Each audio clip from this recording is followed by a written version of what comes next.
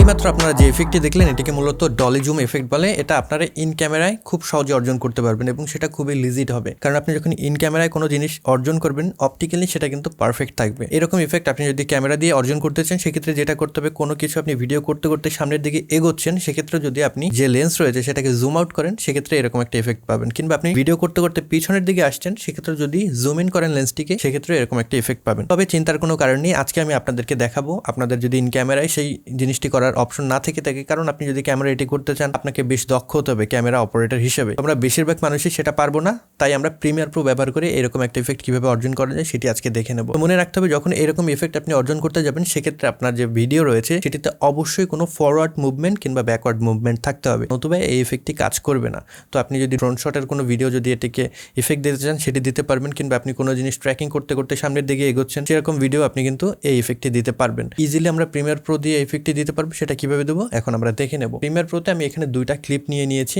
একটা হলো 1080 আর একটা হলো 4K। তো এইখানে আমার যে টাইমলাইন রয়েছে এই টাইমলাইনটা মূলত 1080। আমি যদি আপনাদেরকে একটু দেখাই সিকোয়েন্স সেটিংসে গিয়ে, এই টাইমলাইনটা মূলত 1080।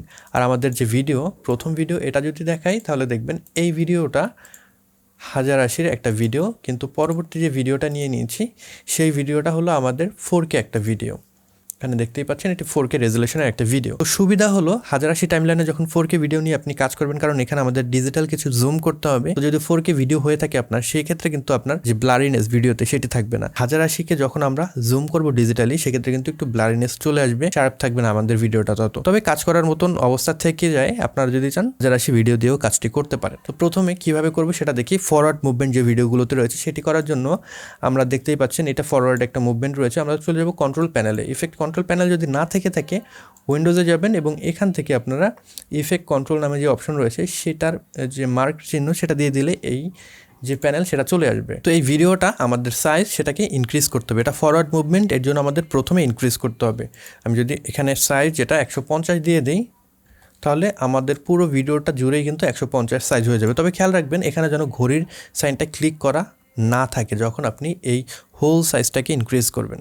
তো এবার আমরা প্রথমে চলে যাব, এখান থেকে একটা কি ফ্রেম নেব এবং আমরা মোটামুটি যে পর্যন্ত আমরা করতে চাই এফেক্টে দিতে চাই সেই পর্যায়ে গিয়ে আমরা যদি আরেকটা কি ফ্রেম নিয়ে নেই এবং এখানে গিয়ে এটাকে যদি সাইজ 100 করে দেই, এবার যদি আমরা এটাকে প্লে দেই তাহলে দেখবেন এরকম একটা র্যাপিং এফেক্ট চলে আসছে। তো এটাকে যদি আরেকটু সুন্দর করতে চান, আরেকটু যদি দ্রুত করতে চান, জাস্ট এটাকে ড্র্যাগ করে সামনের দিকে নিয়ে আসলেন তাহলে স্পিডটা আরেকটু বাড়বে।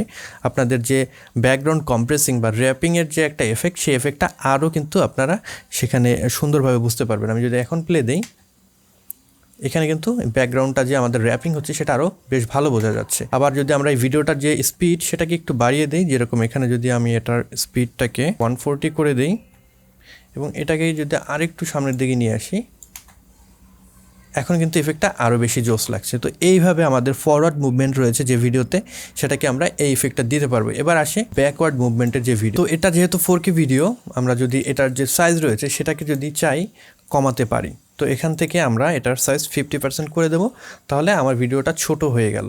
তো এবার প্রথম ফ্রেমে চলে যাব।